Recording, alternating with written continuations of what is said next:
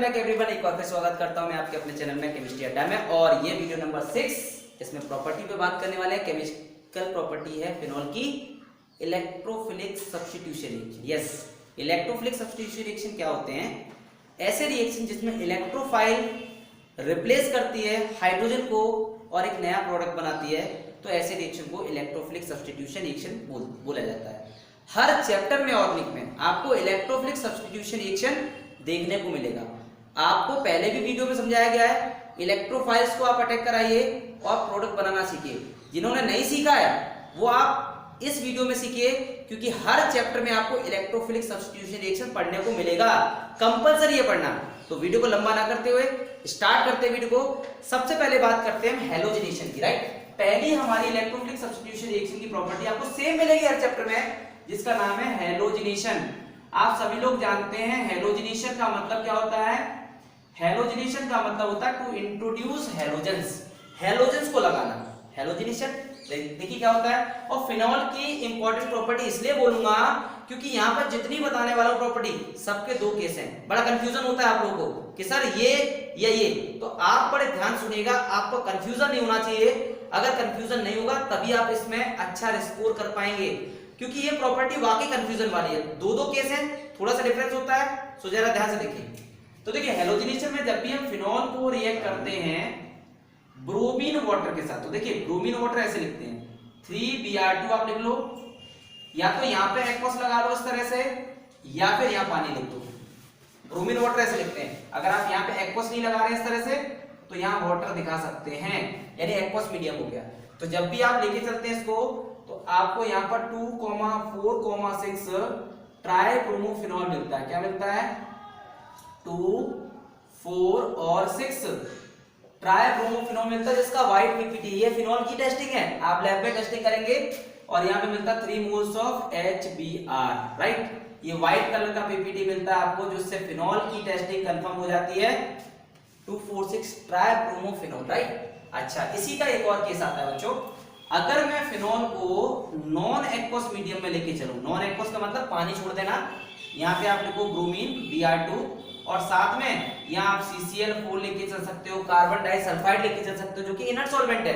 तो यहाँ पर आपको ऑर्थो और पैरा प्रोडक्ट मिलता है। और आप जानते हैं ऑर्थो और पैरा में से पैरा वाला जो प्रोडक्ट होता है वो आपका मेजर होता है, तो मेजर प्रोडक्ट के आपको मार्क्स मिलते हैं। राइट, तो ये हो गया आपका पैरा। राइट, ये दो केस हो गए। अब ऐसे ही दूसरा केस मैं आपको बताने वाला हूं नाइट्रेशन का। तो देखिए नाइट्रेशन में आप समझिए, नाइट्रेशन में आपको बताया था टू इंट्रोड्यूस NO2, और नाइट्रेशन के लिए रीजन क्या होते हैं?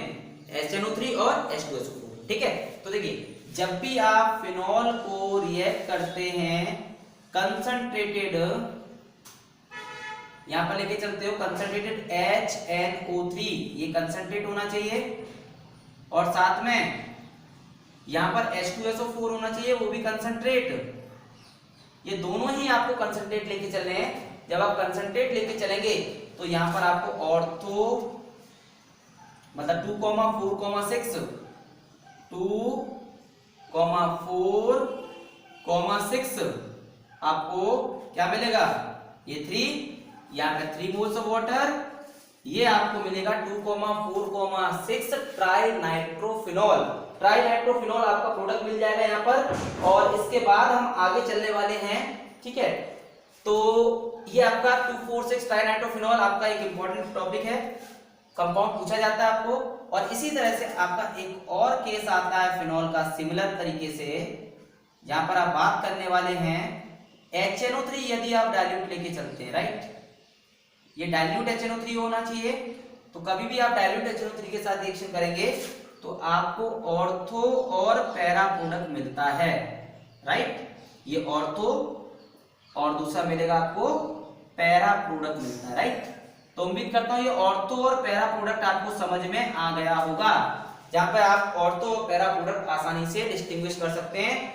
जो बात बता रहा हूं बड़ा समझना, कंसंट्रेट लेके चलोगे दोनों तो 2,4,6 बना लेना, और अगर डाइल्यूट HNO3 लेके चलोगे तो ऑर्थो और पैरा प्रोडक्ट बनता है। राइट, तो उम्मीद करता हूं ये बात आपको समझ में आ गई होगी। अब इसके बाद में आप एक चीज ध्यान रखना, ये जो होता है वो 298 मतलब रूम टेम्परेचर पे सफिशिएंट है, कोई इशू नहीं आएगा, रिएक्शन हो जाएगा। इसके बाद तीसरे टॉपिक पे बात करेंगे हम। तीसरा टॉपिक जो आपका है वो है नाइट्रोसेशन। नाइट्रोसेशन, नाइट्रोसेशन का मतलब होता है एनो को इंट्रोड्यूस करना। जैसे NO2 होता है नाइट्रेशन, ऐसे NO का मतलब होता है नाइट्रोसेशन। तो सिमिलर है, इसमें कोई नहीं, ये तो एक रिएक्शन बता दिया है लेकिन इसका कोई मतलब नहीं निकलता, इसमें भी लास्ट में नाइट्रेशन हो जाता है। तो देखिए जब भी हम HNO2 के साथ रिएक्शन करते हैं, देखो HNO3 था, ऐसे HNO2 लेके चलना है, तो यहां पर आपको फिनॉल में पैरा पोजीशन पर क्या मिल जाएगा बच्चों, NO लग जाएगा। अब आप इसे ऑक्सीडाइज करा दो, आप ऑक्सीडाइज कराइए डाइल्यूट HNO3 के साथ। तो जब आप HNO3 की बात करते हैं तो HNO3 एक स्ट्रॉन्ग ऑक्सीडाइजिंग एजेंट होता है जो NO से ऑक्सीडाइज होकर क्या देता है आपको, प्रोवाइड करता है NO2। उम्मीद करता हूं बात आपको समझ में आ गई होगी, राइट। और साथ में आपको ये बात समझ में आ गई है, नाइट्रोसेशन समझ में आ गया है। प्रॉपर्टी नंबर 4 पर बात करने वाले हैं आपसे। 4 प्रॉपर्टी है आपकी सल्फोनेशन। यस, सल्फोनेशन का मतलब आप लोग जानते हैं बहुत अच्छे से। सल्फोनेशन का मतलब होता है SO3H ग्रुप को इंट्रोड्यूस करना, राइट। SO3H ग्रुप को जब आप इंट्रोड्यूस करते हैं तो ये होता है सल्फोनेशन।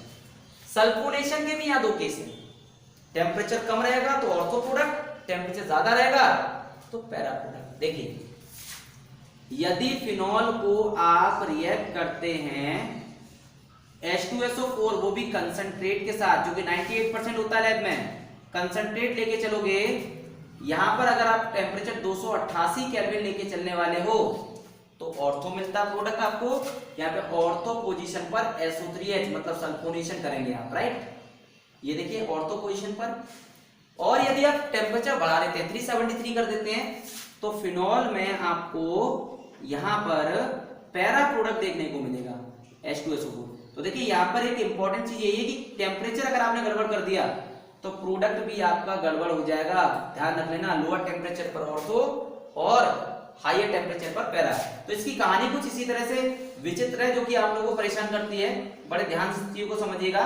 ये लो भाई, अब आखिरी टॉपिक बता रहा हूं इस वीडियो का मैं आपको। 5वीं प्रॉपर्टी आती है Friedel craft. Yes, Friedel craft reaction. तो देखिए फ्रीडल क्राफ्ट जो रिएक्शन होता है ये हर टॉपिक में इंट्रोड्यूस करना होता है, ठीक है। तो फ्रीडल क्राफ्ट क्या कहता है कि जब हम किसी भी प्रोडक्ट में, बेंजीन का कोई प्रोडक्ट लेके चलें, किसी भी एल्काइल ग्रुप को इंट्रोड्यूस करें, एसिटाइल ग्रुप को इंट्रोड्यूस करें, ये सब फ्रीडल क्राफ्ट के अंदर आता है। तो यहां पर हम लोग जो रिएक्शन लेके चलने वाले हैं ये कहता है कि when phenol is react with alkyl halide, यहां पर हम लोग एल्काइल हैलाइड को लेके चलने वाले हैं। और फ्रीडल क्राफ्ट का एक पेट रिएजेंट होता है एनहाइड्रस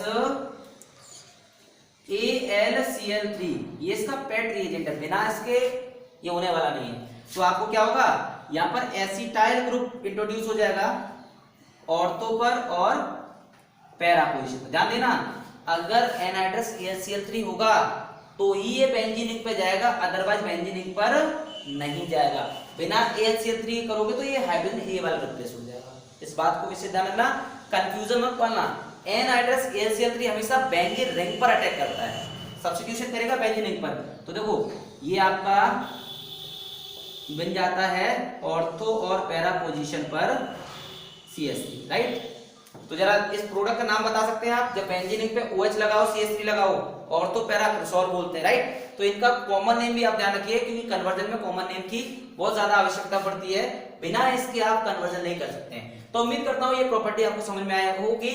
वीडियो अच्छा लगा हो तो लाइक करिए, शेयर करिए, सब्सक्राइब करिए। Bye bye everyone.